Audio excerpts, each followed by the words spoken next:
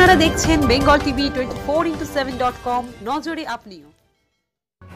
মাননীয় মুখ্যমন্ত্রী মমতা ব্যানার্জির নির্দেশে দুয়ারে দুয়ারে সরকার মানুষের সাথে মানুষের পাশে যে কর্মসূচি 2 মাস আগে থেকে শুরু করেছেন, সেই নিয়ে আজ নারায়ণ গোস্বামীর নির্দেশে বারাসাত শহরে তৃণমূল যুব কংগ্রেস ও তৃণমূল ছাত্র পরিষদের উদ্যোগে বাইক র্যালি। মাননীয় মুখ্যমন্ত্রী মমতা ব্যানার্জি কিছুদিন আগেই ঘোষণা করেছিলেন সবার জন্য স্বাস্থ্যসাথী কার্ড ও দুয়ারে দুয়ারে সরকারি প্রকল্প। এই উদ্যোগকে মাথায় রেখেই বারাসাত পৌরসভা পৌর প্রশাসক সুনীল মুখার্জির উদ্যোগে বিবেকানন্দ সেবা সমিতি গ্রন্থাগারে সকাল থেকেই উপচে পড়া ভিড়। ভোটের আগে স্বাস্থ্যসাথী সহ বিভিন্ন একাধিক প্রকল্প সফল করতে কোমর বেঁধে মাঠে নামতে দেখা গেল টিএমসি কর্মীদের। বারাসাত পৌরসভার পৌর প্রশাসক সুনীল মুখার্জি বলেন, মুখ্যমন্ত্রী মমতা ব্যানার্জির অভিনব উদ্যোগকে সামনে রেখেই আমরা এই কাজ করব।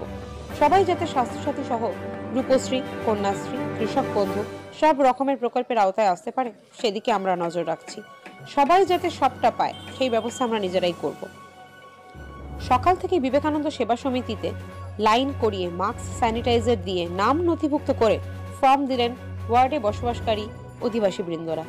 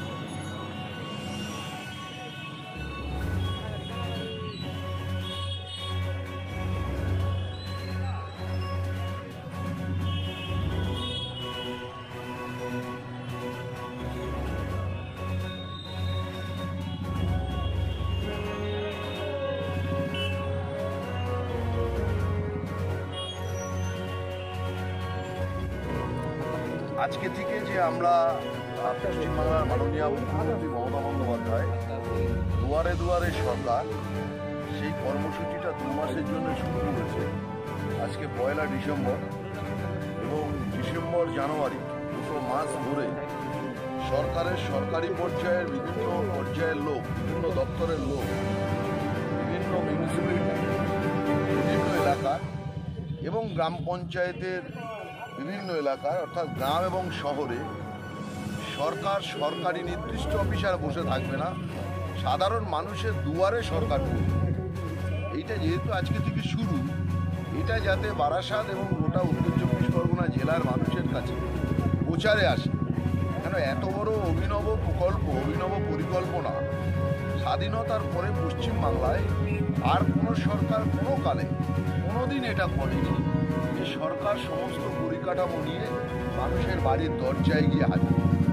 10টা থেকে 11টা খুব জনমুখী প্রকল্প, যেগুলো প্রতিদিন মানুষের সাথে সম্পৃক্ত, যুক্ত, সেই প্রকল্পগুলো এই আওতায় মাননীয় মুখ্যমন্ত্রী এনেছেন এবং তার সমস্ত সরকারি লোকজন কী কী ডকুমেন্টস লাগবে তার বিভিন্ন ফরম্যাট নিয়ে, সেই ডাইরেক্টিভ নিয়ে তারা সেই বাড়ি বাড়িতে যাবেন এবং মানুষ সেখানে আসবেন, তাদের সমস্যার কথা বলবেন, সেটা সেই টেবিলে, সেই জায়গায় তৎক্ষণাৎ সেই সার্ভিসটা